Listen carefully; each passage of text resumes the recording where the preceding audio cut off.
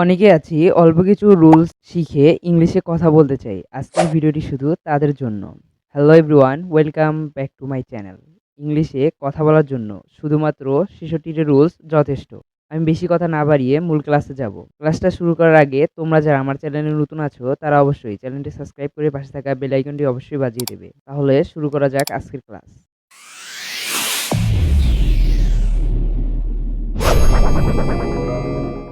তো সর্বপ্রথম রুলস আমরা দেখতে পাচ্ছি কোনো কিছু প্রয়োজন বোঝাতে আমরা নিড টু ব্যবহার করব। যেমন আমার ইংলিশ শেখা প্রয়োজন, I need to learn English. আমার কাজটি করা প্রয়োজন, I need to do the work. Rule number 2, কোনো কিছু করতে সমস্যা হচ্ছে বোঝাতে আমরা I am having a hard time plus verb plus ING ব্যবহার করব।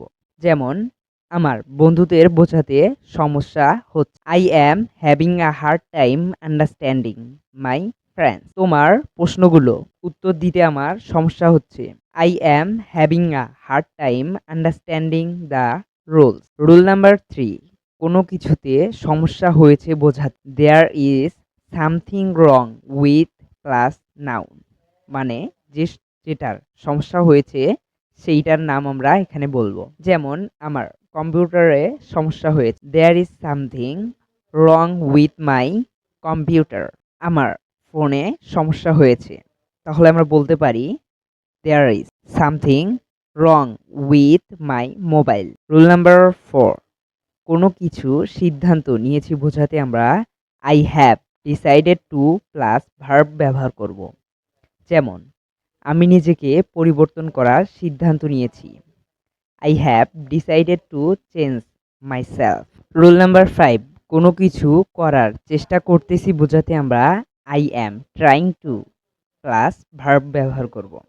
যেমন আমি পথ শিশুদের সাহায্য করতে চেষ্টা করছি, I am trying to help the straight চাইল্ড্রেন। আমি কিছু করার চেষ্টা করতেছি, I am trying to do something. Rule number 6, আমি শুনেছি যে বোঝাতে আই হ্যাভ হেয়ার্ড দ্যাট ব্যবহার করব। আমি শুনেছি যে তুমি তোমার সময় অপচয় করো, I have heard that you waste your time. Rules number 7 এ যাওয়ার আগে আমি আপনাদের কাছে একটা জিনিস অনুরোধ করব, এখনো যারা চ্যানেলটা সাবস্ক্রাইব করো নাই এখনই চ্যানেলটা সাবস্ক্রাইব করে পাশে থাকা বেল আইকনটা অবশ্যই বাজিয়ে দেবে। রুল নাম্বার 7, দরকার নেই বোঝাতে আমরা নো নিড ব্যবহার করব। যেমন বলার দরকার নেই, নো নিড টু টেল। সময় অপচয় করার দরকার নেই, no need to waste time. Rule number 8, আমি পারবো, I will be able to ব্যবহার করব।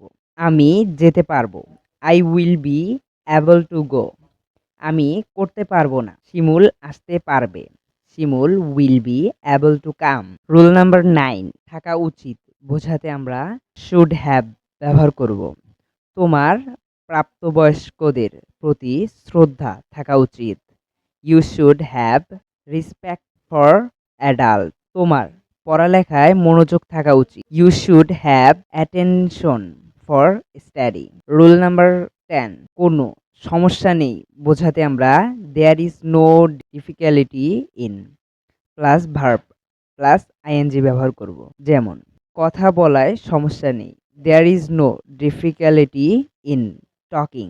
পরীক্ষা করায় কোনো সমস্যা নেই, there is no difficulty in checking. Rule number 11, আমার ভালো লাগে বোঝাতে আমরা আই লাইক দ্য ওয়ে ব্যবহার করব। আমি তোমার কথা বলার ভঙ্গি পছন্দ করি, I like the way you টক।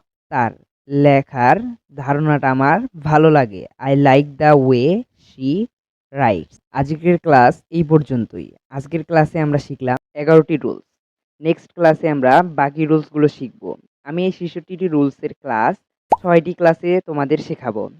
কারণ আমি যদি তোমাদের ৬৬টি রুলস একটি ক্লাসে শিখাই তাহলে ক্লাসটা অনেক লং হয়ে যাবে, অনেকে বিরক্ত হয়ে ক্লাসটা বন্ধ করে বিভিন্ন কাজে লিপ্ত হয়ে যাবে। তাই আমি ক্লাসটা 6টি ক্লাসে ভাগ করেছি।